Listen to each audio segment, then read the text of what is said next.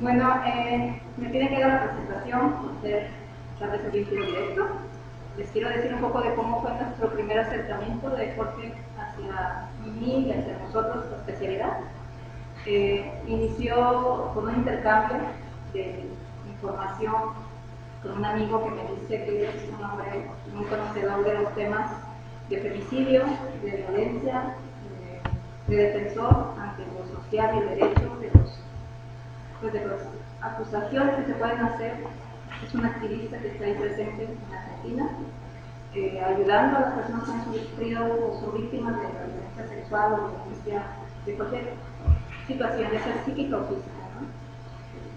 Bueno, pero con el intercambio de estas palabras por internet me di cuenta también de ser humano que es lo que hoy quiero resaltar, su disposición para dar la conferencia a cualquier hora. Él mandó información, mandó escrito, estuvo pues, muy al pendiente de que se diera este evento, y yo lo quiero agradecer en lo personal y en nombre de la especialidad también, y le cedo la palabra para que nos aborde más sobre el tema que vamos a hablar. ¿Listo, Jorge? ¿Me oyes, Jorge? ¿No me oyes? Perfecto. Okay. ¿Listo? Bien. Primero que nada, bueno, buenas tardes a todas, a todos. Es un placer inmenso estar en comunicación con todos ustedes. Como siempre digo, la buena gente agradece, así que vamos a empezar por los agradecimientos. Así parecemos buena gente.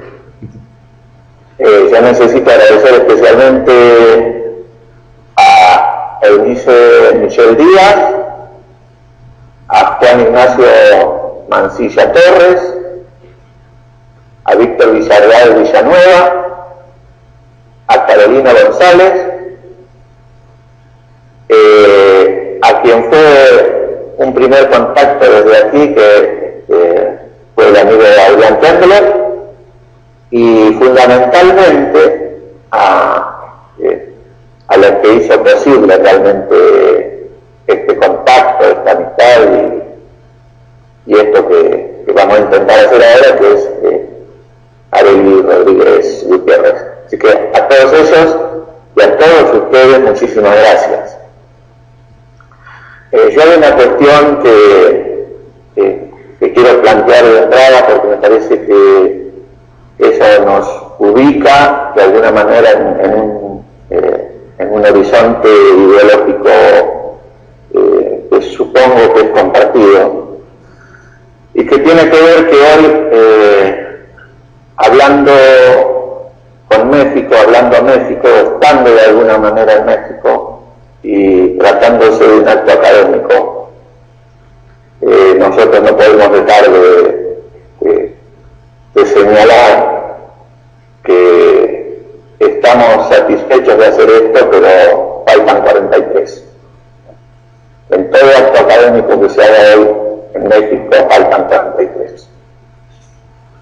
Bueno, la otra cuestión que quería señalar es, en realidad, vamos a trabajar algunas cuestiones que tienen que ver con la violencia hacia las mujeres, en algunos casos solemos sinonimizarla como violencia de género, y lo vamos a hacer desde la disciplina que nosotros desarrollamos, la que nos gusta, la que amamos, que es el psicoanálisis. Yo soy autor del psicoanálisis y tengo entendido que todos ustedes, la mayoría de ustedes, también con el agregado tan fundamental de intentar ver el psicoanálisis de la filosofía y la filosofía del psicoanálisis, ¿no? Una dupla inseparable.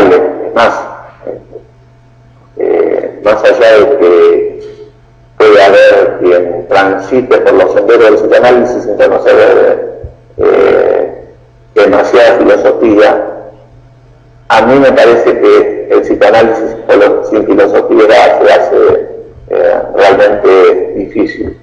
Tanto en lo que tiene que ver con la teorización, como con lo que tiene que ver con las prácticas, ¿no? Y hablando de violencia hacia las mujeres, y hablando de México, México tiene un símbolo que tiene que ver con lo que ha pasado con las mujeres, que es el tema de Ciudad Juárez. Yo siempre planteo lo mismo. Ciudad Juárez es un símbolo de lo que puede ser una especie de epidemia de femicidio, pero México no es más violento o menos violento que otros lugares. De hecho, nosotros tenemos en nuestro país la impronta de llevar sobre nuestras espaldas la carga de 40.000 desaparecidos, y eso no significa que los argentinos seamos desaparecedores, sino que en todo caso habemos quienes no queremos más esas cosas y luchamos contra eso, y creo que en México ocurre lo mismo. El hecho de que Ciudad Juárez se haya convertido en una especie de laboratorio para tratar de ver qué pasa con el feminicidio en alguna microsociedad, tiene que ver también con que hay mexicanos que han levantado la voz en México y hacia el mundo acerca de lo que está pasando en Ciudad Juárez. Volviendo un poquito al psicoanálisis, suele haber a veces una disputa entre feminismo y psicoanálisis. Por eso, en general, yo prefiero hablar más que de feminismo, de colectivo de mujeres. Parece que es una concepción que engancha más con lo que quiero decir y con lo que quiero plantear, ¿no? Y algunos sectores del feminismo, del colectivo de mujeres, suelen plantearse que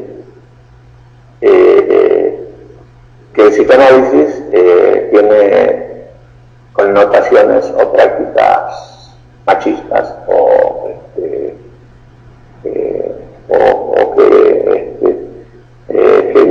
que no trabajan concretamente con esta cuestión que nosotros planteamos de lo igualitario. Y en realidad, primero,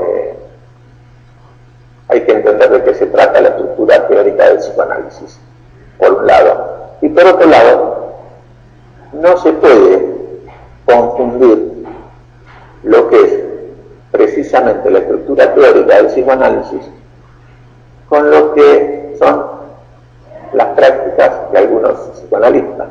¿Sí?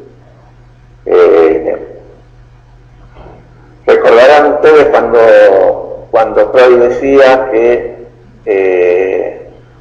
había cosas que todo el mundo se creía que podía hacer sin preparación previa, y él nombraba tres cosas. Él decía que sin ningún tipo de preparación se podía andar a caballo, se podía hacer periodismo y se podía hacer psicoanálisis. Y Freud cerraba esto diciendo: lo más preocupante es que de todo esto el único que se resiste es el caballo. Entonces, nosotros podemos de alguna manera reivindicar la teoría que sostenemos, mostrar a través de las prácticas por qué sostenemos esa teoría, pero no nos podemos hacer cargo de las malas prácticas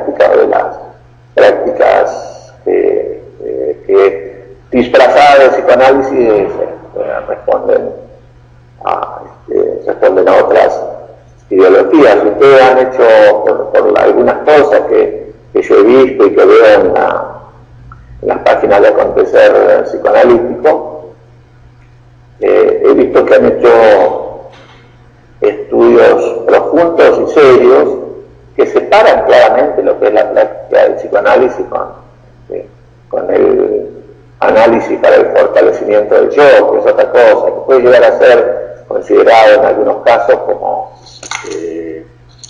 un aspecto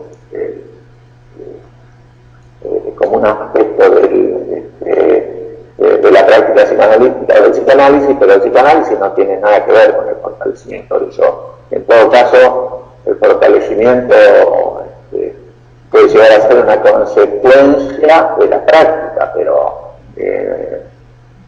nosotros seguimos reivindicando la cuestión de que la esencia del psicoanálisis tiene que ver con esta cuestión de desestructurar aquello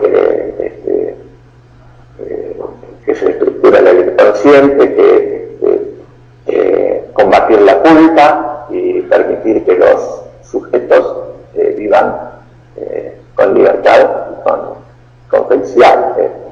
Freud y Lacan, si en algo coincidían, era en que el fin del análisis es la felicidad del sujeto. Que sea difícil lograrlo, dijo, porque ahí se ven algunas caras serias, que sea difícil lograrlo es otro tema.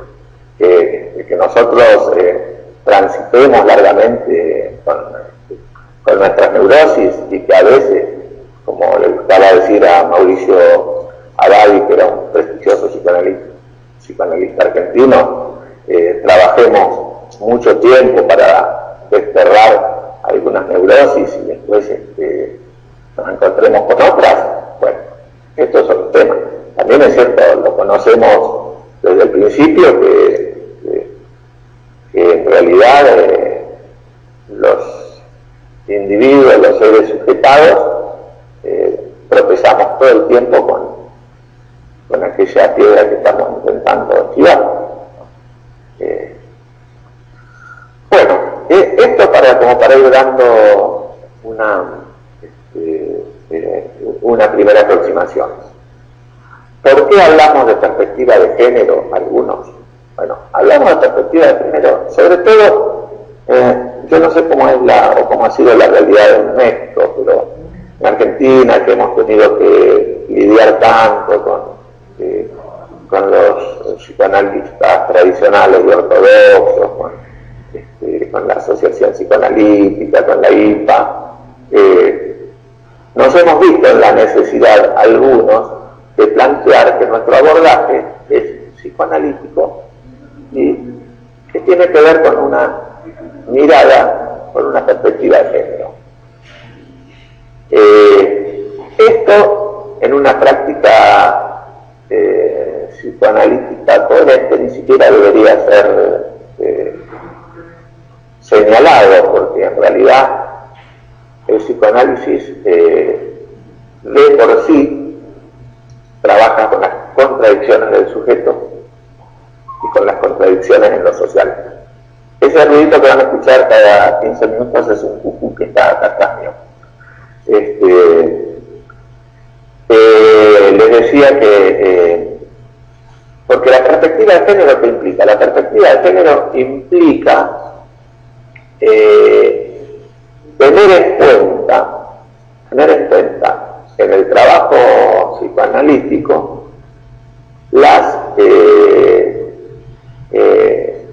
contradicciones, las luchas de poder,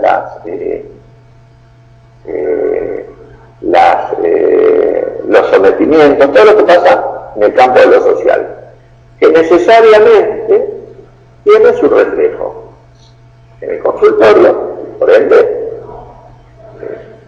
en las prácticas y en el devenir del discurso de los analizados,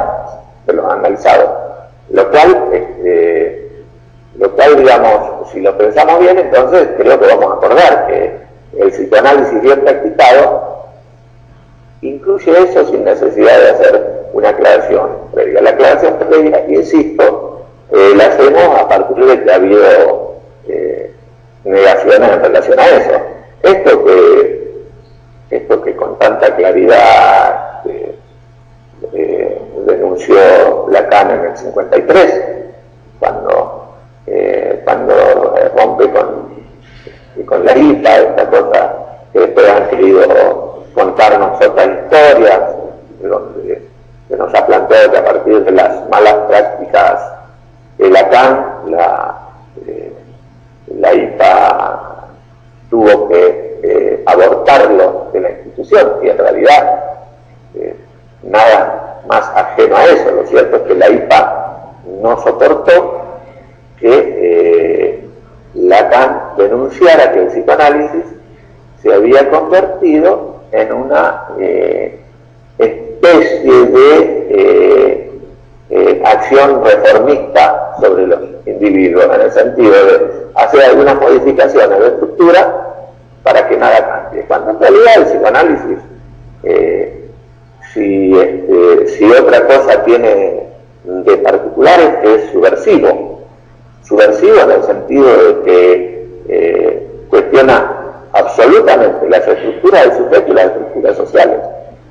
No hay un psicoanálisis conformista. El psicoanálisis conformista se convierte en una psicoterapia de adaptación, que puede ser, yo no querría plantear una cuestión despreciativa, ¿no? Que puede ser que para algunos individuos en algunos momentos de su vida alguna psicoterapia de adaptación que permita un alivio momentáneo de la angustia, etcétera, pueda servir. Pero cuando un individuo quiere realmente hacer una transformación en serio, que paradójicamente la transformación en serio es encontrarse con sí mismo, me parece que no tiene más remedio que cuestionar radicalmente toda su subjetividad, esta forma de estar en el mundo, ¿no? Cuando yo les voy a dar un ejemplo, cuando se dice que el psicoanálisis es machista, se habla de esta teorización lacaniana que tiene que ver con la caída de la función paterna. Y se lo mal traduce, absolutamente, en todos los ámbitos se lo mal traduce como esta cuestión de que todo lo que está pasando hoy, la violencia, etcétera, es debido a que la autoridad del padre ha decaído, y al decaer la autoridad del padre no hay límites y no hay forma de poner algún tipo de freno al goce, ¿no? Entonces ahí es donde yo siempre me pregunto, pero ¿cómo le hicieron a Lacan? ¿Dónde Lacan dice que función paterna y padre sean sinónimos? ¿Dónde está planteada esta cuestión de que la caída de la función paterna está relacionada con el desmedro o el alivianamiento de la función del padre? En ningún momento Lacan equipara una cosa con la otra. Esto es lo que yo llamo las lecturas rápidas o erróneas. Por supuesto, de esto yo le diría, no me pregunten a mí porque ustedes saben mejor que yo. Ustedes tienen mucho mejor leído Lacan, pero creo que coincidirán en que es un acomodamiento absolutamente impropio, llegar a decir esta gente. La otra cuestión que yo siempre planteo es: hay un exceso banalizante del concepto de goce, ¿no? En principio porque esto tiene que ver con la cuestión de la violencia contra las mujeres, ¿no? En principio porque pareciera como que la teoría lacaniana hoy para algunos sectores, insisto, de la teoría psicoanalítica, hoy se resume en saber manejar bien el concepto de goce. El concepto de goce es un concepto fundamental, incluso fundamental en la clínica, pero no es el concepto fundamental del psicoanálisis. Es un concepto importante, central, pero no es todo. Si no hay un conocimiento encadenado de cómo ha ido Lacan desarrollando cada uno de sus conceptos, nos queda ahí como una especie de juego de palabras que no nos soluciona nada. Entonces podemos llegar a establecer, podemos llegar a decir que un individuo está en goce cuando en realidad se trata de otra cosa. Después vamos a ampliar esto. El psicoanálisis en relación a la violencia contra las mujeres ha hecho aportes fundamentales. Por ejemplo, cuando hace una clara diferenciación entre responsabilidad y culpa. Si este concepto no se tiene claro, a veces se nos entorpece la posibilidad de entender no solo de qué se trata la violencia contra la mujer, sino de qué manera la mujer queda implicada en la situación de violencia de la cual es víctima. Y acá vamos a retomar un poquito el concepto de víctima.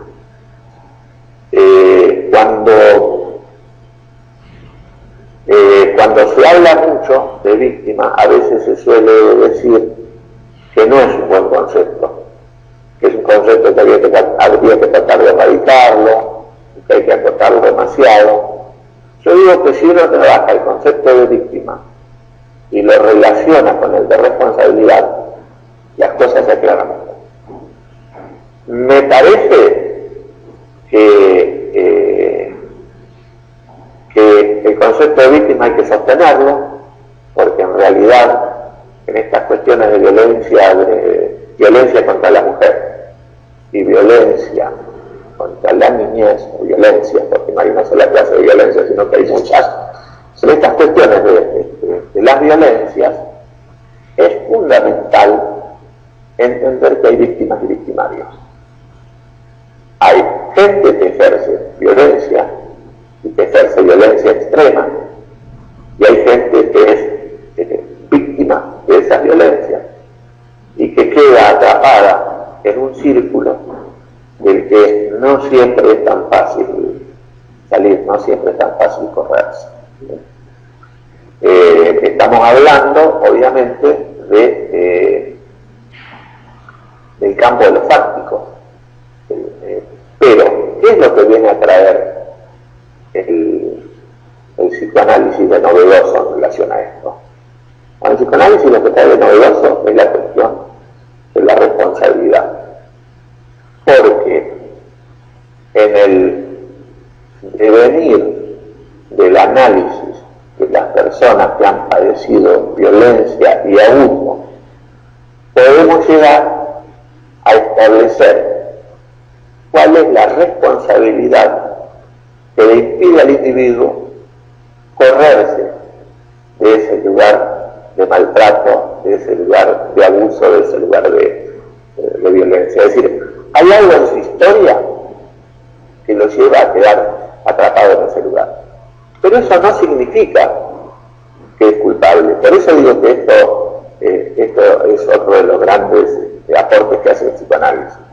No, el culpable es aquel que conscientemente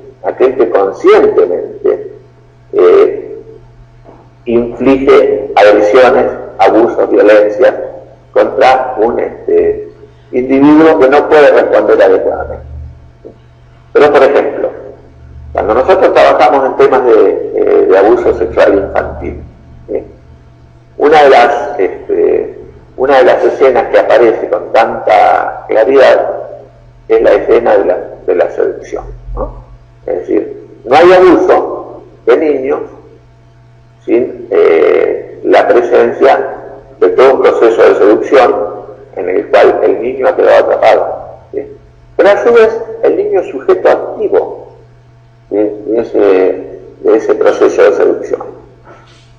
No está buscando la sexualidad que el adulto perverso le da como respuesta, pero sí está buscando el afecto, y en ese afecto es donde queda atrapado en esta cuestión.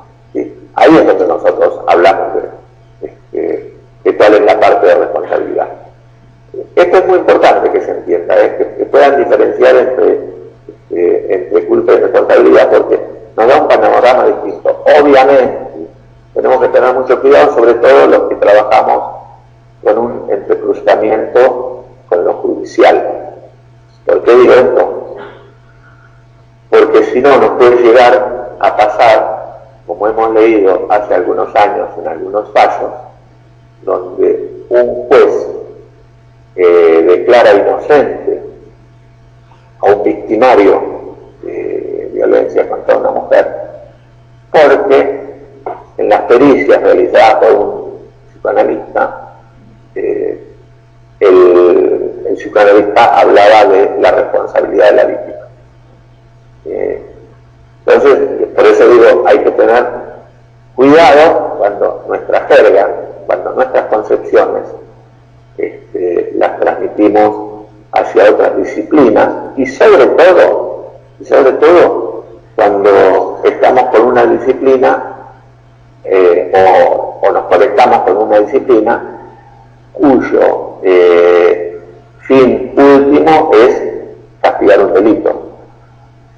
Entonces, para un juez, si nosotros hablamos de responsabilidad, es la persona responsable. Si nosotros decimos que una mujer que fue golpeada es responsable, el juez tranquilamente va a decir, bueno, entonces hay corresponsabilidad, y no va a tener demasiados inconvenientes en resolver rápidamente un problema de la manera menos conflictiva para él, ¿no?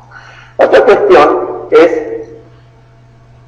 que, si bien surge de la clínica en el trabajo con niños abusados, tiene su correlato en el trabajo con mujeres golpeadas, que es la cuestión de poder diferenciar entre el hecho traumático y la realidad psíquica.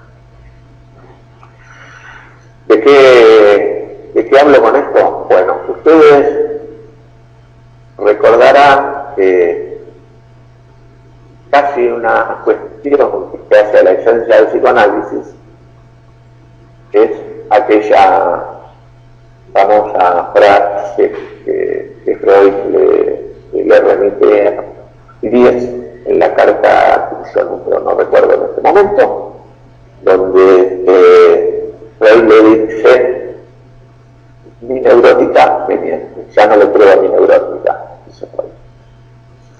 Ahí se abrieron distintas controversias, sobre todo aquí en Argentina, que tenemos dos traducciones de Freud. Tenemos la de López Ballesteros, que es la histórica, la clásica, que creo que es la que recorrió toda Latinoamérica, y a posteriori vino la de Echeverri, que nosotros aquí la llamamos la Morrortu, porque es la editorial que la publicó, ¿no?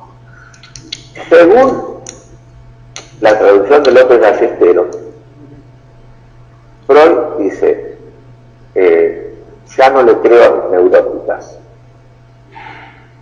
Según la versión de Amorortu, Freud dice: ya no le creo a mi neurótica, y utiliza la palabra neurótica con mayúsculas,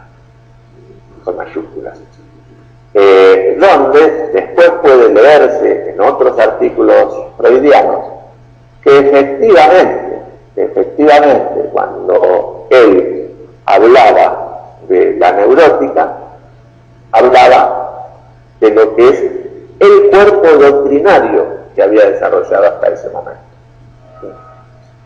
De cualquier manera, no podemos meter la cabeza bajo la tierra como el avestruz, y sí, hay que admitir que Freud en ese momento planteó que muchas de las histéricas que decían que habían sido abusadas por su padre, lo habían fantaseado, a punto tal que él llegó a decir que si fuera así, la cantidad de padres perversos sería muchísima, y él concluye diciendo que incluso mi padre, ¿no?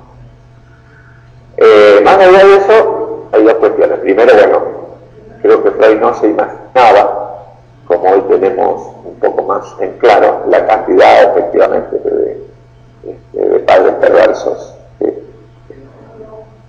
de que existían. Pero más allá de eso, lo otro es que Freud efectivamente relativizó la cuestión del hecho traumático, pero nunca lo dejó de lado del todo. Lo que Freud hizo ahí fue poner el énfasis en el concepto de realidad psíquica, que si nosotros lo tomamos adecuadamente, si nosotros escuchamos, como efectivamente hay que escuchar el discurso del paciente, nos viene a traer muchísima claridad, nos permite entender de qué se trata el fenómeno edípico, que de lo contrario es imposible de entender porque lo estábamos trasladando todo el tiempo a cuestiones de la realidad, y lo traducíamos en cuestiones conductuales. Entonces queríamos ver a ver cuándo el nene o la nena estaban enamorados de mamá y papá, y a ver en qué momento mataban al progenitor de su propio sexo, y etcétera, etcétera, etcétera, ¿no? El concepto de realidad psíquica revolucionó, nos permite ver y enganchar este concepto de responsabilidad del que se hablaba antes, porque hay momentos donde la realidad cotidiana tiene un ensamble, tiene una soldadura muy íntima con las fantasías subyacentes, ¿no? Y me parece que sin el concepto de realidad psíquica no solo nos quedamos a medio camino, sino que no logramos entender muchísimas cosas de lo que van viviendo nuestros pacientes, y entre ellos esta dificultad para alejarse de las situaciones violentas, de las situaciones conflictivas y de las situaciones de sometimiento. Porque a veces nosotros decimos, cuando estamos en posición de ciudadano común, pero ¿cómo puede ser que se quede al lado? Debe ser que le gusta que le peguen, debe ser que le gusta que le abusen, debe ser que le gusta que lo sometan, ¿no?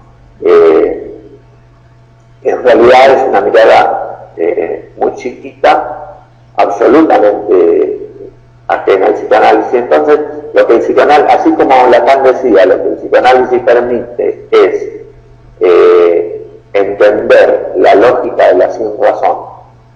Yo digo, el psicoanálisis nos permite entender estas cosas que sin la ayuda de todas estas conceptualizaciones no entenderíamos, porque no entenderíamos, pero en realidad no entenderíamos el sadomasoquismo, por ejemplo, ¿no? Sería como una cuestión absolutamente ajena a los desarrollos humanos, y en realidad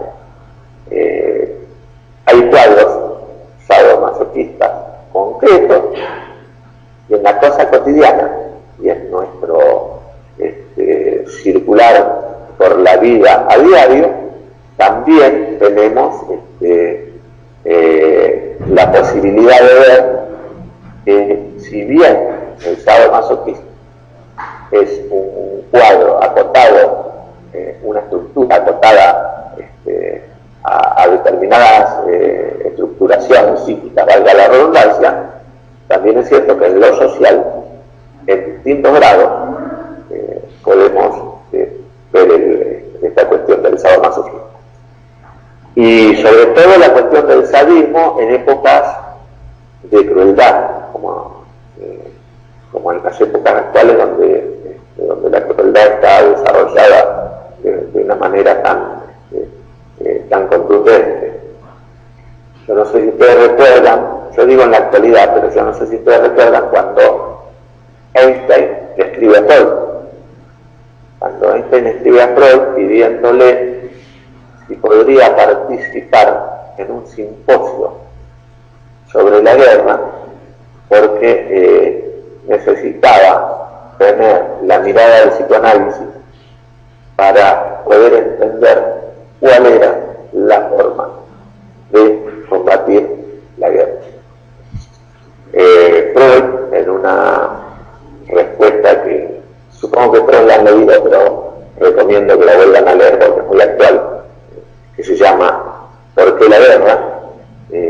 Freud le dice directamente, no recuerdo las palabras que utiliza, pero le dice que lamentablemente él es absolutamente pesimista en relación a esto, porque la agresión es inherente a la estructura del ser humano. Y es donde Freud le dice, en ese momento además Freud estaba en todo el apogeo del desarrollo de la cuestión pulsional, sobre todo la pulsión de muerte. Y es donde Freud le dice irónicamente que si en realidad él espera que el psicoanálisis puede traer un alivio para la guerra, puede traer elementos que permitan prevenir la guerra, que lamentablemente le tiene que decir que no lo invite porque él no puede mentirle, no. El psicoanálisis, muy por el contrario, es absolutamente pesimista. Después sí, Freud termina diciendo que un acuerdo entre los pueblos hace todo este magnífico desarrollo en que cuanto más desarrollo de la cultura, se pueden reprimir las cuestiones más salvajes de la agresión del ser humano, pero nada, es absolutamente pesimista en esto. Y decía que es absolutamente actual porque estamos en un momento en que el desarrollo de la crueldad, además de cotidiano, está como absolutamente libre. Y yo diría, justamente utilizando el término al que aludíamos hace un rato, es como que la crueldad está transitando por el mundo en un goce irrefrenable. ¿Sí? Y a veces nos preguntan, pero ¿esto qué quiere decir? Porque al haber tanta violencia contra las mujeres, ¿esto qué quiere decir? ¿Que hoy hay más violencia o que hoy se denuncia más? En realidad, me parece que no es que hay más violencia o que hoy se denuncia más. No es el O, es el I. Esto no es mío, esto es de Ana Fernández, una psicoanalista argentina que creo que es bastante conocida en México. Y ella decía, no, usemos lo inclusivo. Hoy la crueldad está más desarrollada, hay más violencia y también se denuncia más.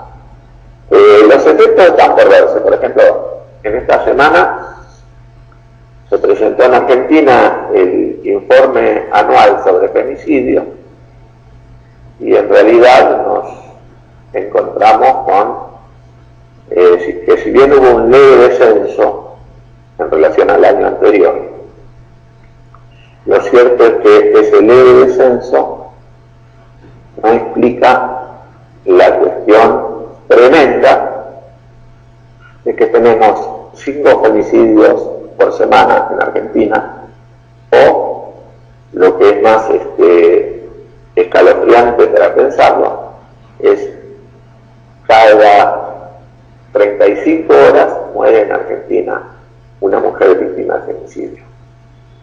Estamos hablando de un país que tiene leyes contra la violencia contra la mujer, que tiene tipificado el femicidio, que el femicidio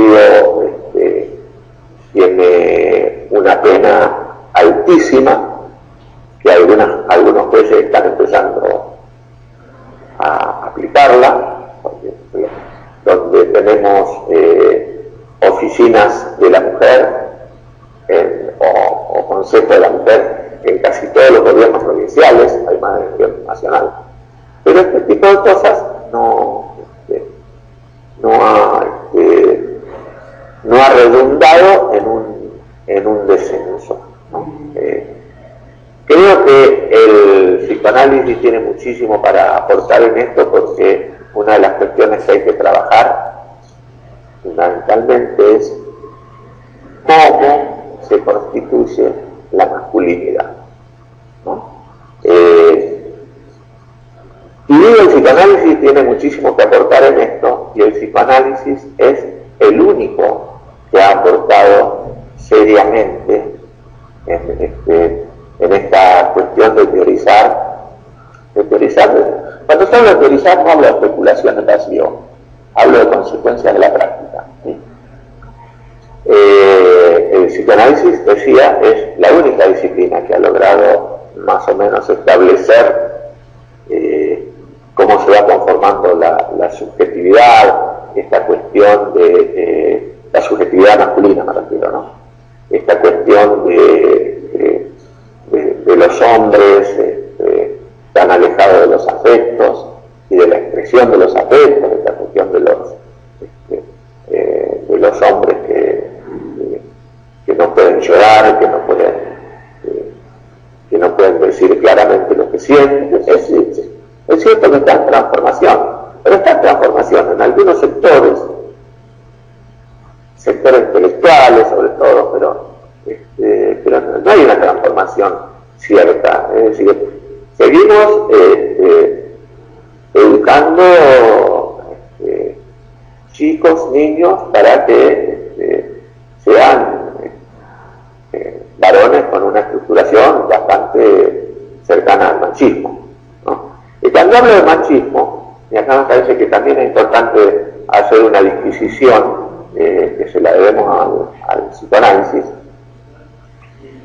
Machismo y masculinidad no son sinónimos, ¿no? El machismo es una desviación grosera de la masculinidad. El machismo tiene que ver con las desviaciones, sobre todo afectivas, con estas cuestiones de suponer que el hombre puede llegar a tener privilegios absolutos, cosa que muchas de ustedes, ojalá no todas, pero muchas de ustedes deben comprobar cotidianamente en la cosa de la vida de hogar, porque así como los hombres son educados para ser machitos, las niñas son educadas para ser niñas bien. Y ojo que acá yo no estoy planteando, porque si hay algo lo que soy es contrario a propiciar enfrentamientos entre hombres y mujeres. Todo lo contrario, yo creo que hay que trabajar desde promover lo igualitario. Lo igualitario no quiere decir lo igual, no es que cuando nosotros hablamos de lo igualitario, hablamos de igualdad de posibilidades, de igualdad de posibilidades de desarrollar los potenciales del hombre como hombre y de la mujer como mujer. Lo igualitario implica impedir el avasallamiento de un sector de género sobre el otro, porque si bien es cierto que las estadísticas de la violencia y el comprobar cotidianamente la violencia nos permite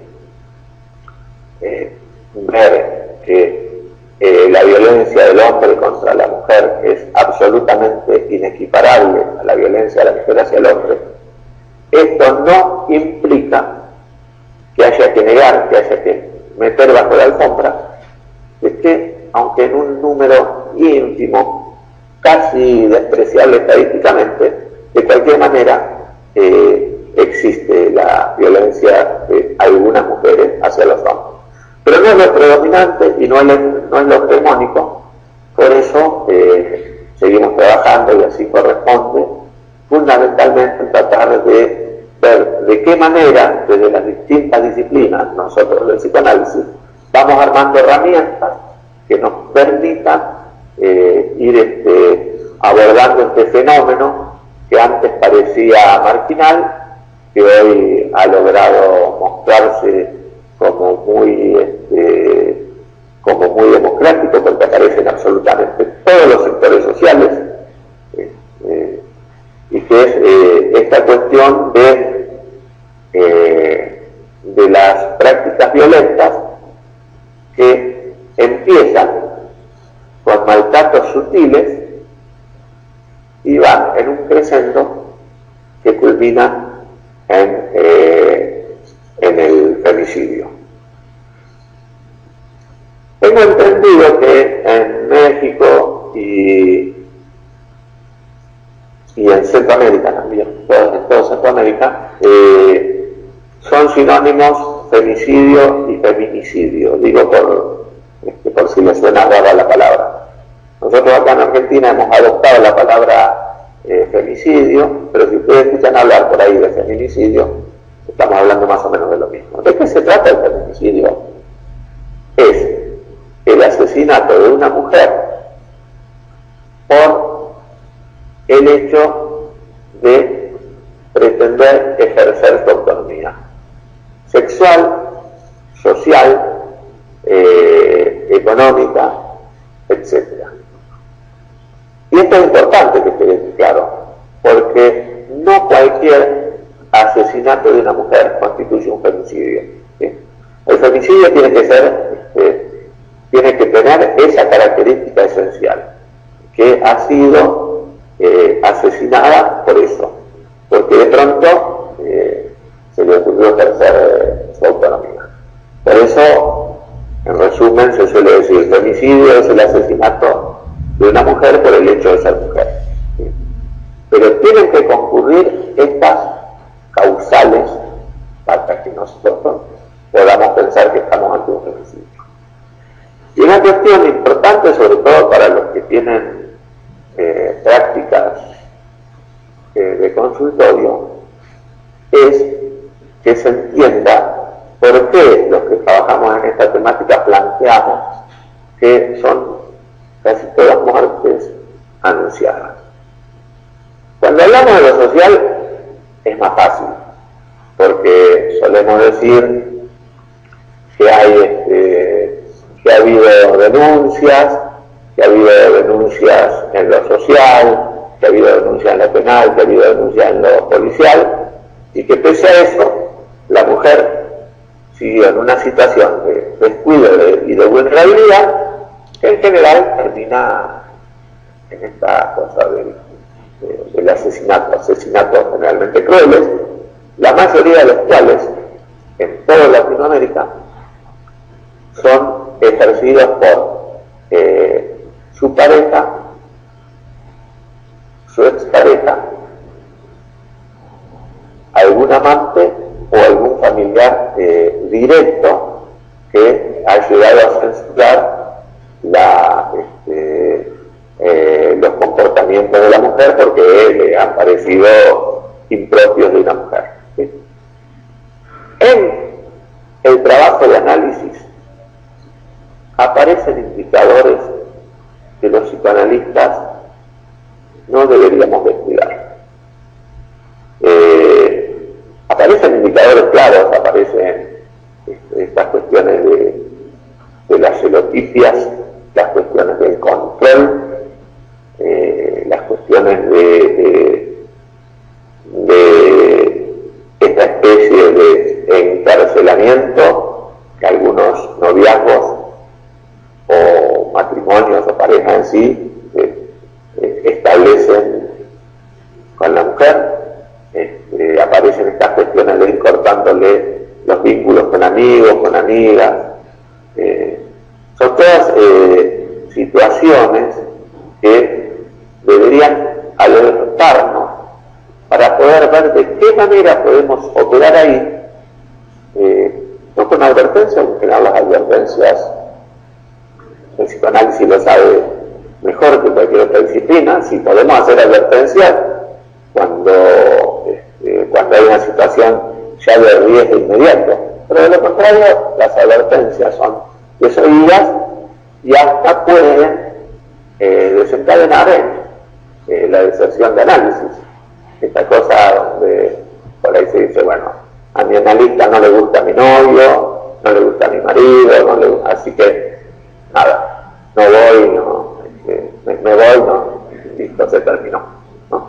Y en realidad, si nosotros tomamos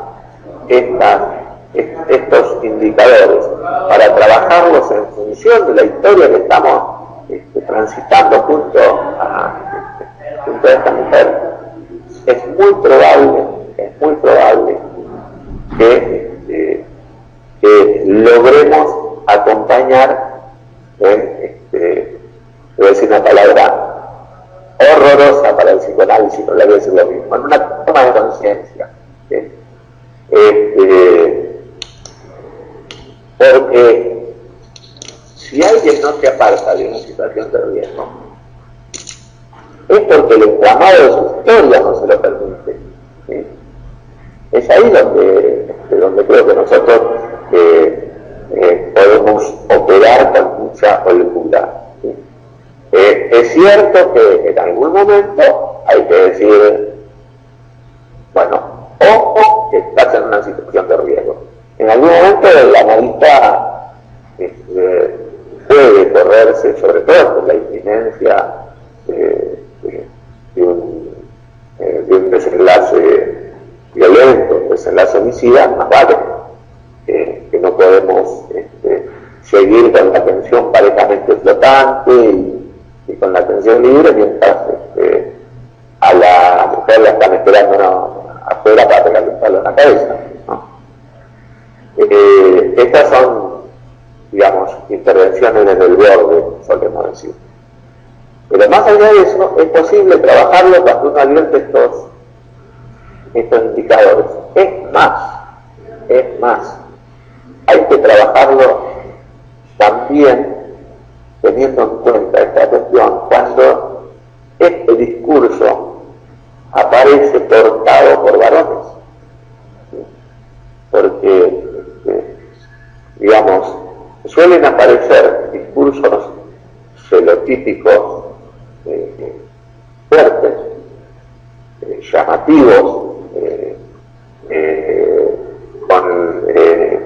con consecuencias en la realidad que nosotros vemos que rondan la violencia, que arriesgan la libertad del otro y que sin embargo no siempre actuamos adecuadamente. Y yo pensé que estoy hablando, no estoy planteando, salvo excepciones, salvo emergencias, yo no estoy planteando salirnos de nuestro rol, sino puntualizar ahí, poder entrar ahí a ver qué es lo que pasa. Yo no sé si ustedes se acuerdan cuando esto estaba planteado en una de las biografías de Lacan,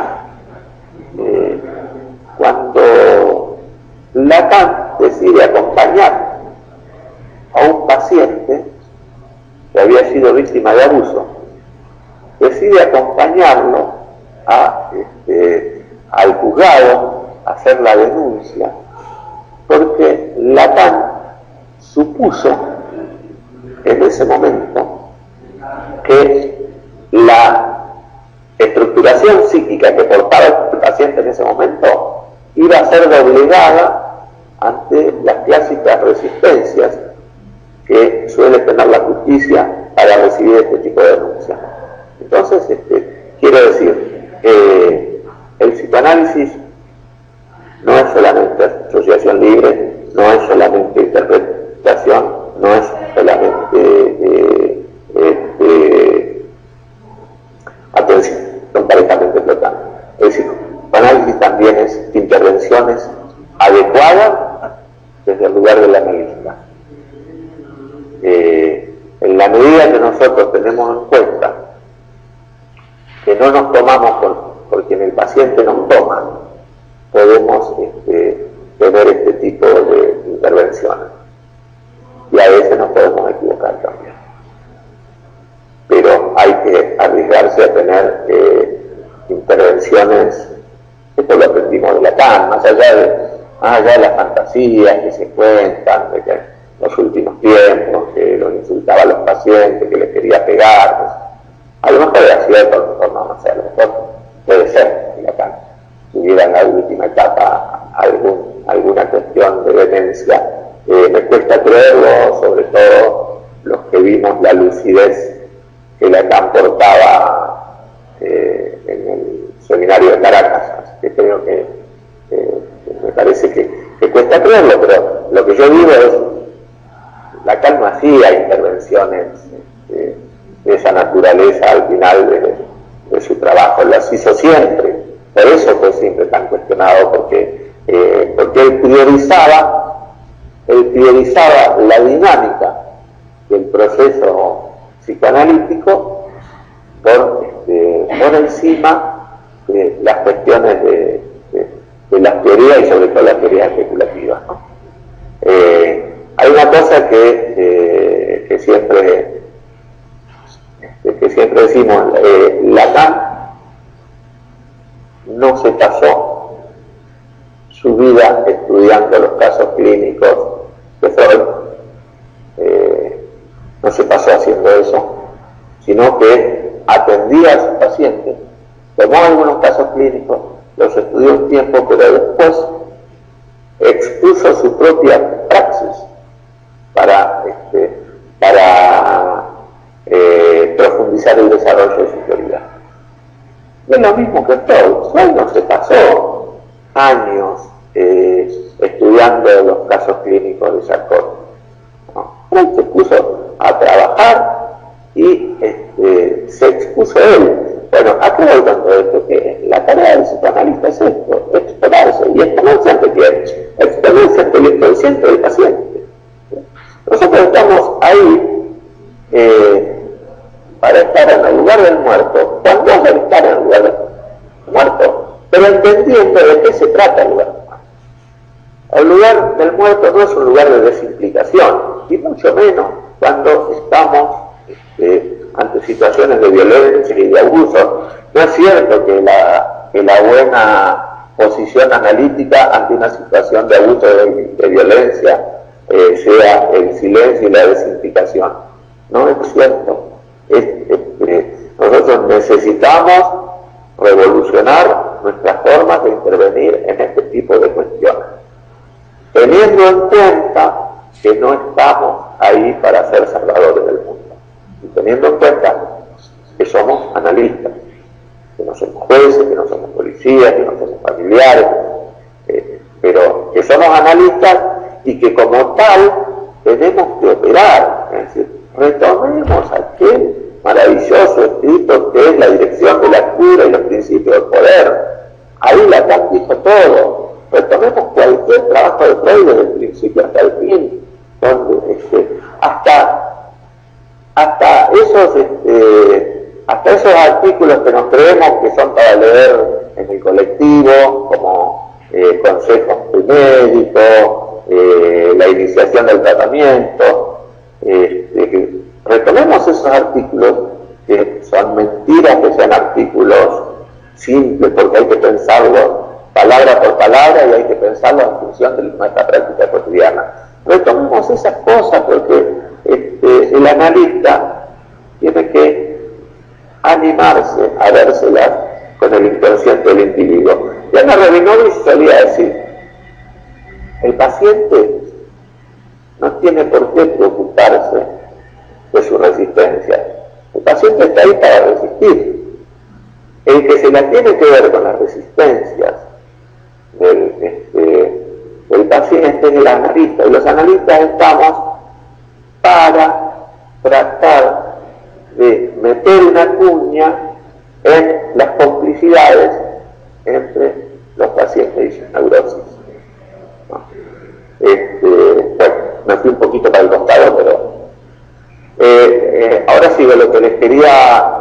decir que es evidente que no vamos a completar todo lo que nos habíamos planteado hablar hoy. Por un lado, está bueno porque se van a ver obligados a invitarme otro día, salvo que después que apaguemos la cámara ustedes digan, no, a este tipo no lo convoquen nunca más. Pero si no fuera así, vamos a tener que en algún momento más adelante del año que viene volver a conversar sobre estas cosas, ¿no? Pero por otro lado es bueno porque me parece que lo que va apareciendo también está en relación con este tipo de cosas. Porque el psicoanálisis, por ejemplo, hablando de la violencia contra la mujer, no puede ser cómplice de las impunidades públicas ni de las impunidades privadas. Pero esto no significa que se ponga en justiciero, sino que cumple el rol. Es eso. Pero porque ¿puede el psicoanálisis permanecer indiferente en esta época de barbarización de los vínculos? No, el psicoanálisis tiene que señalar al sujeto que está en el diván en qué momento y de qué forma es partícipe de esta cosa de esta barbarización de los vínculos, ¿sí? Porque fuera del consultorio, como decíamos antes, existen las víctimas y los victimarios claramente. Pero dentro del consultorio nosotros estamos para trabajar la forma en que cada uno se implica en estos cuadros violentos. Esto es fundamental tenerlo claro.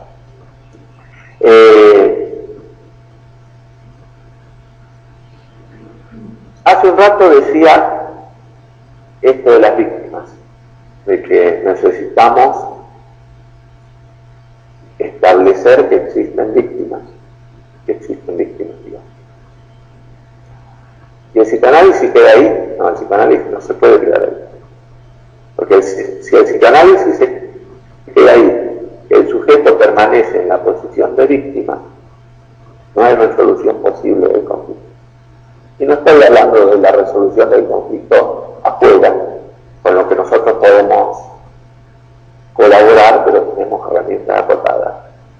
Estoy hablando de la resolución del conflicto adentro de ese sujeto. Poco y nada ayudamos a una mujer víctima de violencia si nuestra actitud es de pena y de consideración. No estoy hablando de una práctica cruel, por favor, ni de un maltrato, al contrario. Al contrario, el psicoanalista tiene que tener momentos donde contenga, tiene que tener momentos donde cobije, pero tiene que tener momentos donde intervenga de forma tal que el sujeto pueda hacerse cargo de la forma en que él, aún o ella, aún siendo víctima, está consolidando esa situación de violencia. Por eso yo le decía antes que esta es uno de los aportes más fundamentales del psicoanálisis, porque el sujeto, mujer o varón, que es víctima de violencias, tiene que hacer un movimiento en el transcurrir de su análisis de victimización. Es un sujeto que tiene que hacer una transformación subjetiva que le permita salir de ese lugar, que no es lo mismo que lo que a veces ocurre, que es negar estar en ese lugar. La negación, ustedes lo saben, tiene patas muy cortas, no alivia el dolor ni impide la repetición. La negación es esto, cuando nosotros a veces escuchamos cuando algunos sujetos dicen yo no me voy a victimizar, yo no quiero ser víctima, Por eso incluso a veces no estoy de acuerdo con la utilización de la palabra sobreviviente, que se utiliza a veces en violencia contra la mujer o contra la niñez. Porque me parece que es importante partir en el análisis de esa fuerte palabra que es violencia para poder transitar hacia otro lado. ¿Sí? Cuando yo creo que va haciendo tiempo, ¿no? Cualquier cosa me avisan ustedes. Sí, Jorge. No, decía que me parece que yo por ahí digo algunas cosas más y en todo caso entramos en diálogo. Sí, sí, están de acuerdo. Bien, bien.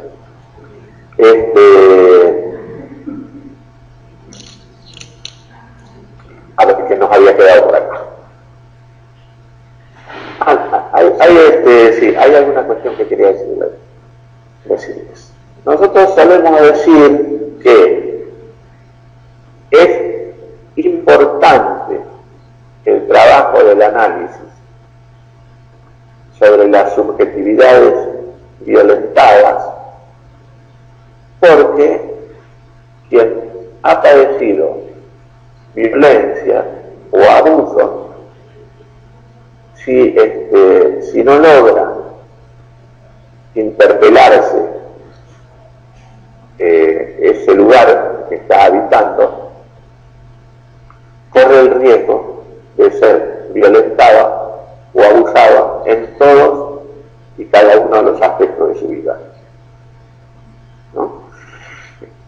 Hace unos años con un psicoanalista argentino, Alfredo Grande, trabajábamos en un seminario que llamábamos del abuso sexual del niño al abuso político del adulto. En ese trabajo lo que planteábamos era que si no se resuelve en un trabajo profundo, serio y estructural las situaciones de violencia que lo han incluido, incluso puede llegar a sufrir abusos y violencia, no solo en todas las acciones privadas de su vida, sino también en la política. ¿Sí? Cuando se habla de cuál es la forma de trabajar la violencia contra las mujeres, se habla mucho del concepto de empoderamiento. El concepto de empoderamiento es un buen concepto si se lo comprende cabalmente, porque si entendemos el empoderamiento como ese proceso que puede llevar a envalentonar a la mujer para enfrentar a su victimario o para enfrentar que no le vuelvan a ocurrir este tipo de situaciones, estamos, como decíamos al principio, dándole la piedra con la que va a volver a tropezar. Es decir, el envalentonamiento no sirve para nada. Cuando nosotros hablamos de empoderamiento, el poder de la víctima se va a ir armando en la medida que pueda entender o pueda el trabajo analítico desarmar y rearmar estas cuestiones que las llevaron a ser ese llamado violento permanente. ¿Sí? Cuando yo hablo de que alguien está sosteniendo desde otro lado esto, voy a insistir en que esto no le quita crueldad al victimario ni le quita sufrimiento a la víctima. Estoy hablando de que es necesario que sepa por qué quedó ahí. Cuando la persona puede saber por qué quedó ahí, cuando se ha producido una transformación en él, cuando, como decía Freud, es otro, o cuando, como decía Lacan, ya está conociendo al otro, entonces ahí es cuando podemos decir que probablemente esta persona esté empoderada, en el sentido que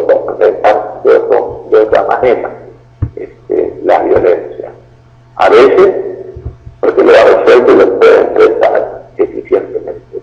A veces, porque está en proceso de resolución, y entonces pueden ocurrir cosas que por lo menos preventivamente no son desdeñables, que es cruzarse a la evidencia, sabiendo que todavía no está en condiciones de evitar esto.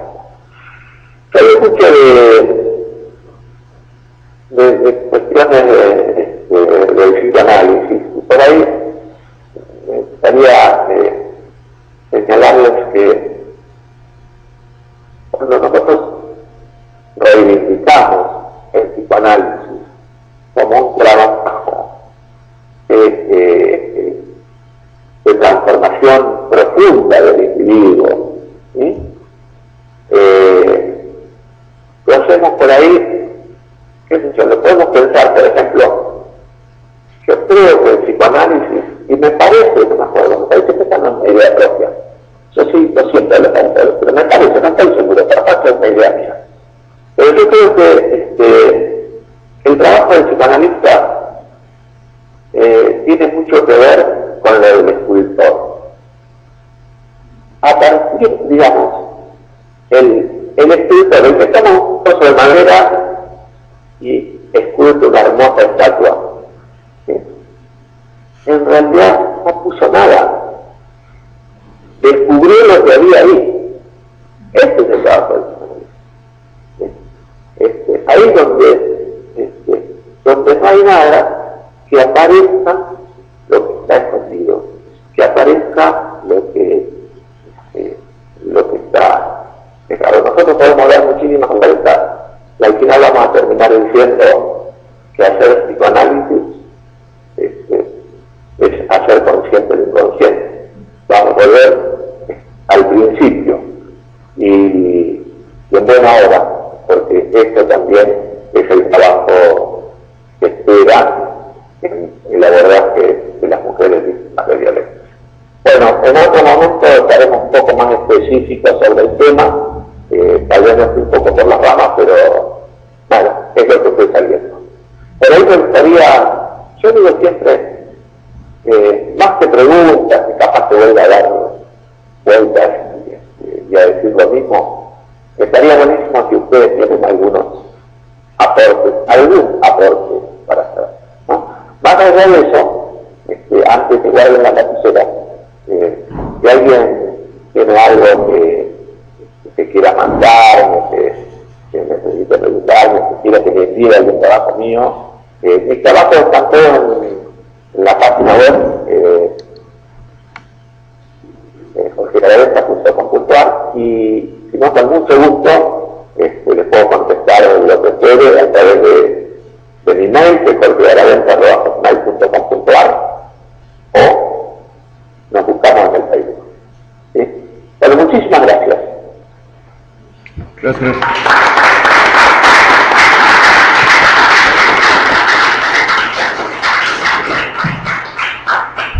Pasaríamos un momento para establecer algunos diálogos.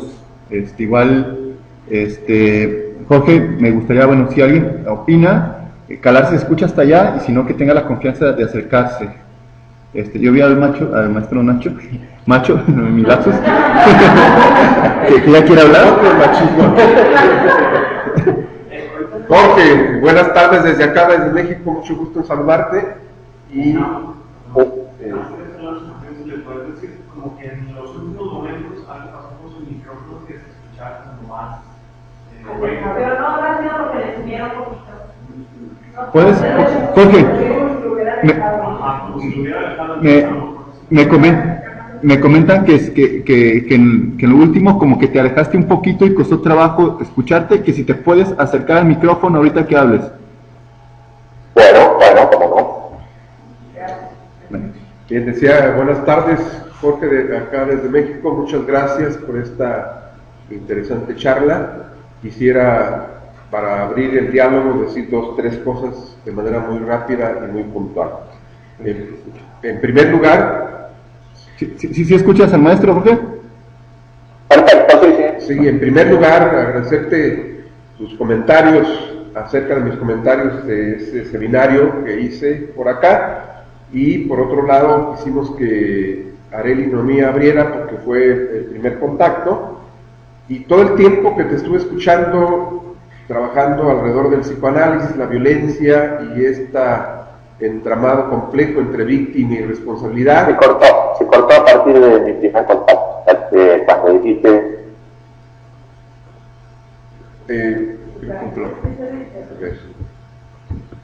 ¿Escuchas, Jorge? Está cortado, vamos a escuchar. A ver. Parece que ya escuchas.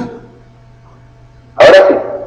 Sí, te decía que le agradecemos mucho a Arely haber hecho el contacto, y cuando te escuchaba todo el tiempo acerca de este entramado complejo entre responsabilidad, culpa y el lugar de víctima, estuve pensando en Walter Benjamin y su desmontaje tan lúcido sobre la violencia desde la perspectiva del derecho.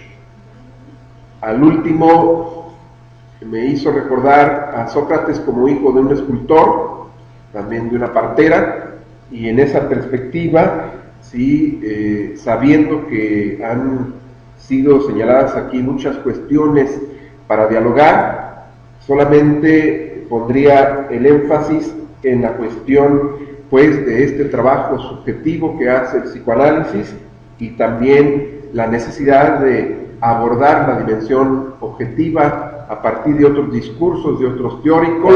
Se cortó cuando... Hola. Se cortó cuando decía que pondría el énfasis solamente en la cuestión de... Ahí se cortó. De lo subjetivo, y yo estoy tratando de señalar cómo es importante ir a otros discursos, otros teóricos. Estoy pensando en Walter Benjamin. Creo que se cortó. Sí, voy a reiniciar la llamada. Jorge.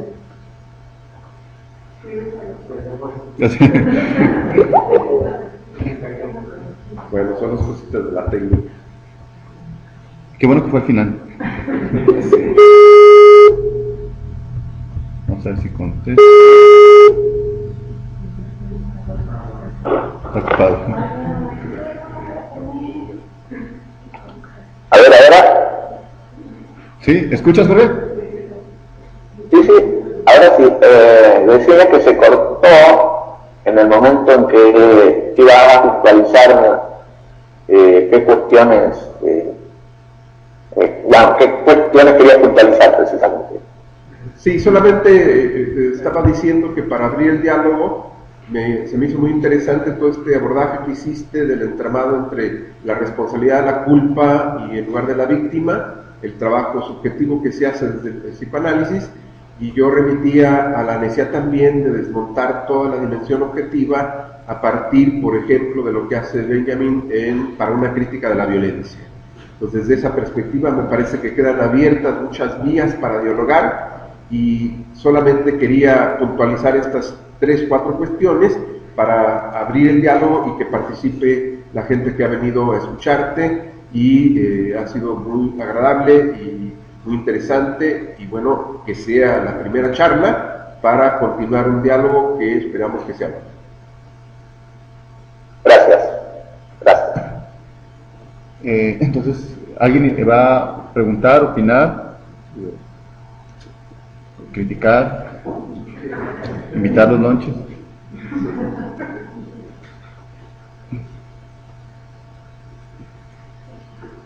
Tienes que acercar.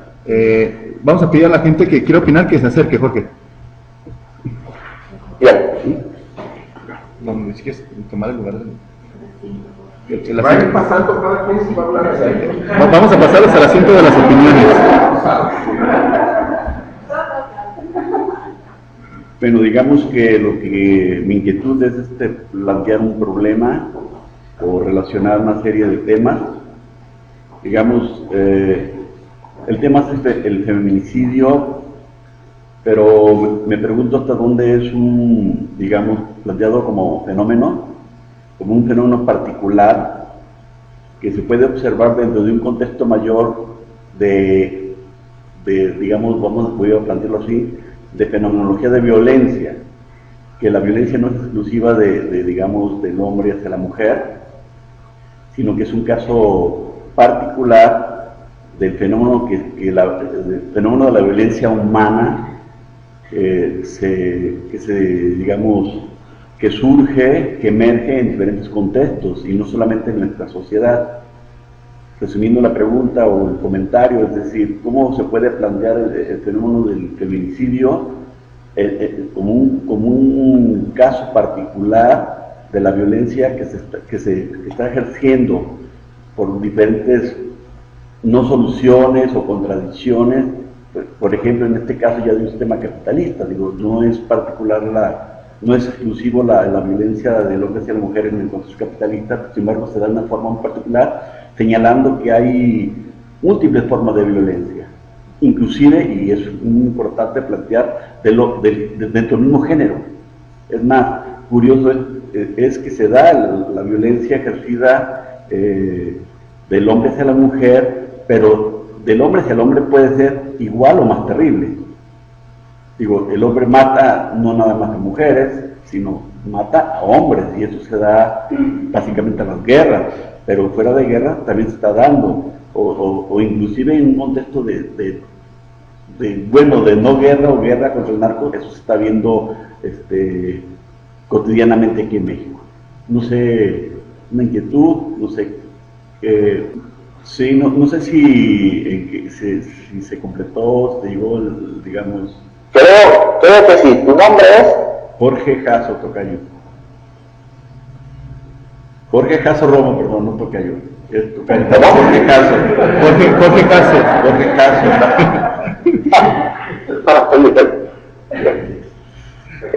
A ver si me escuchan. Sí, perfecto. Primero quiero plantearte que estoy totalmente de acuerdo con el planteo que haces. Es más, algo de eso planteaba yo cuando decía que existían otro tipo de violencia. ¿Se escucha? Sí. Muy bien. Perfecto. Sí, no, como yo tengo la imagen paralizada de ustedes, por eso no sabía si se escuchaba o no. Lo que yo planteo es esto. Nosotros tomamos el femicidio por las particularidades que tiene el femicidio, en el sentido de que, primero, se ha convertido en un fenómeno epidémico, y en segundo lugar, por esta cuestión de las formas que asume el femicidio, en el sentido de cuáles son las razones o los pretextos por los... ¿Escuchas, Jorge? Sí, perfectamente, y sí, había pensado lo mismo, que apaguemos los videos a ver si el sonido solamente logramos. ¿Se escucha ahora? Sí. Sí. Bueno, yo estaba contestándole recién, decía que sí, que coincidía plenamente, que cuando planteo el tema del femicidio, tiene que ver con, estamos hablando de un recorte y de una mirada particular hacia una forma de violencia que hoy se muestra hegemónica, pero esto de ninguna manera implica negar la existencia de otro tipo de violencia, y además violencias extremas en el seno de lo social. Por eso es que hablaba no solo de la valorización de los vínculos, sino que por otro lado planteaba esta cuestión de que todos los que estamos interesados en el tema de las violencias y del psicoanálisis necesitaríamos retomar aquel intercambio tan maravilloso de cartas entre Einstein y Freud, donde no solo Freud hace un desarrollo de las concepciones psicoanalíticas sobre la violencia, sino que también Einstein da una visión social y filosófica absolutamente valiosa sobre este tema. Y quería agradecer la intervención anterior, que ya apenas terminé hacemos esto, estoy retomando a Benjamín, por supuesto. Bueno, los escucho a ustedes. Bueno, ¿alguien más quiere opinar? Sí, pues. Sí, viene otra persona, Jorge. Bueno, es bueno saber el nombre. Sí.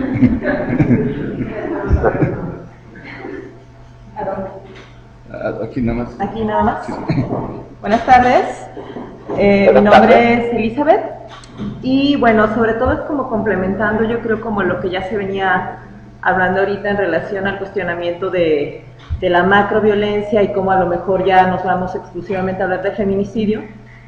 Y un poco como para complementar, yo pensaba precisamente en cómo es que en por qué sería importante hablar sí del feminicidio, pero incluso como pensar en cómo es que se puede explicar ese tipo de violencia y otras ejercidas también, por ejemplo, a los niños, a personas indigentes, a discapacitados, o sea, como viendo precisamente el sector de las personas que no entrarían como dentro de cierta visión hegemónica. Yo pensaba, hablando de cómo precisamente se ve que el poder está, o incluso el ejercicio del poder o de la razón, estaría, por ejemplo, del lado de ciertas personas, de las personas blancas, principalmente hombres blancos, europeos, que tengan cierto nivel económico, y claro, de ellos a partir de las mujeres, pero por ejemplo vienen también, ellos pueden ejercer violencia sí sobre otros hombres que a lo mejor sean los discapacitados, que no sean blancos, que sean tercermundistas, que no tengan educación, pero estos hombres a su vez dicen, bueno, yo no podría ejercer violencia o dominio sobre este hombre blanco, pero sí podría ejercerlo sobre mi mujer, por ejemplo, ¿no? Cómo acaba dándose, entonces, que sí acaba siendo como una cuestión de cascada, en la cual se puede decir, bueno, yo puedo ejercer violencia sobre estos, y a lo mejor yo no podría ejercer violencia sobre esta persona que está atrás, pero sí sobre otras mujeres, que entonces, no sé si alcanzo, un poco como me da nervios estar entre todos, pero si alcanzo como a explicar mi punto, ¿no? Sí, perdón. No sé si ya lo completaste, se entiende perfectamente lo que... Sí, un poco más o menos eso es como la idea, tratando de explicar en relación a por qué se podría dar como la violencia en lo macro, pero sí, yo creo que sí sería importante apuntar por qué del feminicidio, pero está vinculado incluso a otro tipo de violencia, y que acaba siendo una violencia que sí es de la cultura patriarcal y que sí es de la cultura machista, ejercida así no solo a las mujeres, sino a distintos como sectores de la población, y por eso ahorita sí se habla del feminicidio, pero bueno, también se podría hablar, por ejemplo, de discapacitados, como decíamos ahorita, ¿no? Nada más era como para enmarcarlo en esos otros temas, tratando de complementar el comentario de hace un rato. Claro, por eso más allá de que hoy intentábamos centrarnos un poco en la cuestión del femicidio, nuestra concepción habla de violencias, violencia en plural, y no de violencia justamente porque digamos, hablamos de que en el espectro social completo existen distintos bolsones que apuntan a distintos sectores. Lo que vos traes con esta descripción que haces es un poco una muestra de cómo funciona el círculo de la violencia. Exacto. El psicoanálisis, una de las cosas que ha demostrado es que la violencia es violencia aprendida, ¿no? Y que se suele aprender por identificación, y que se suele aprender por identificación de género, ¿no? Esto es un poco una de las cosas que el psicoanálisis trae. Pero más allá de eso, la cuestión del círculo de la violencia y de los sectores propicios a recibir violencia. Por ejemplo, yo pensaba, hay una nicaragüense, López Vigil, que ella dice, ¿cómo es el círculo de la violencia? Y lo simplificaba así. el padre le pega a la madre le pega a los hijos, el hijo mayor le pega a los hijos menores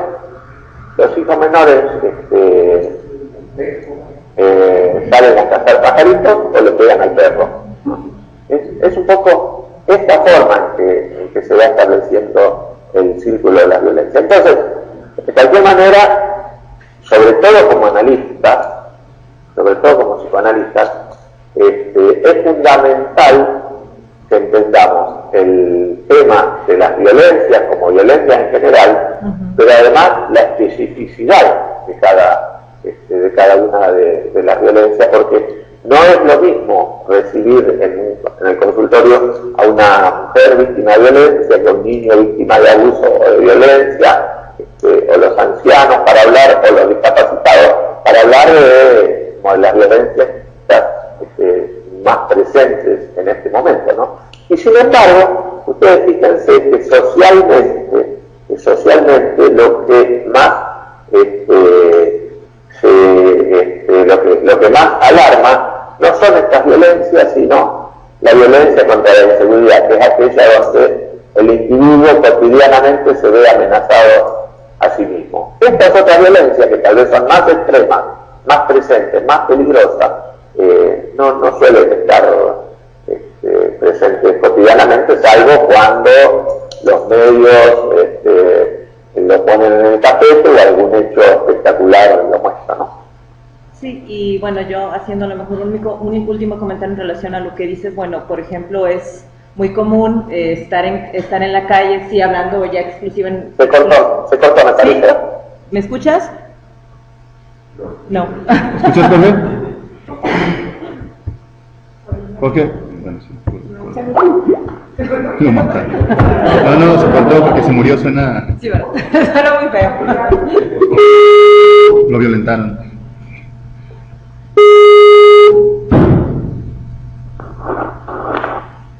¿Escuchas, Jorge? Se cortó recién cuando estaba diciendo que quería hacer el último comentario. Sí, nada más ya un poco como pensando ahorita que hablabas de cómo está incluso la violencia social y el miedo a estar en las calles. Yo pensaba incluso, hablando de género, cómo eso afecta distinto a mujeres y a hombres. Las mujeres tienen mucho miedo, por ejemplo, a ser violadas en la calle, ¿no? O estar de noche en la calle, ¿no? A determinadas horas estar en la calle. Entonces ahí sí te das cuenta de que es distinto cómo se va sufriendo la violencia siendo mujer u hombre. O por ejemplo, hablaban hace rato de que las mujeres también son violentas, pero bueno, por ejemplo, hay muchas mujeres que probablemente tiendan más a la cuestión pasivo-agresiva porque la violencia física les ha sido negada y de alguna manera se tiene que sacar esa agresividad negada culturalmente, ¿no? Y esto es algo que se va a encontrar en la clínica, por ejemplo. Sí, estoy totalmente de acuerdo. Y me parece que eso es lo que hace a la especificidad y en todo caso lo que nos lleva a poner en cuadro el tema de la violencia contra la mujer. Pero eso me había quedado un pequeño comentario importante. ¿Tengo tiempo de hacerlo? Sí. ¿Escuchas, Gure? Hola. ¿Me escuchas? ¿Me escuchas? Sí. ¿Tú no escuchas? Ahora sí. Me decía que me había quedado un pequeño comentario por hacer, si podía agregarlo ahora si teníamos tiempo. Sí. ¿Nos escuchas? Sí, escucho. Ah, ok, va. Porque lo que quería plantear era esto, que para los psicoanalistas es muy importante, que es la cuestión de cuando aparece un agresor, violador, abusador, violento, en general hay una reacción social que trata de ponerlo en el lugar del monstruo. Ese tipo de negación, en realidad, no aporta absolutamente nada al esclarecimiento de las cosas, porque lo que debe quedar en claro es que los individuos que ejercen este tipo de violencia son productos sociales, salen de esta sociedad, no son monstruos ajenos, no tienen una estructura diferente. Habrá algunos individuos especiales con una psicopatología muy particular, pero en general estamos hablando de individuos que salen del común, de la geografía social.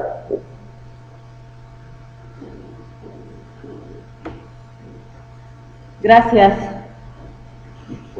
Bueno, al contrario, gracias a vos por el aporte.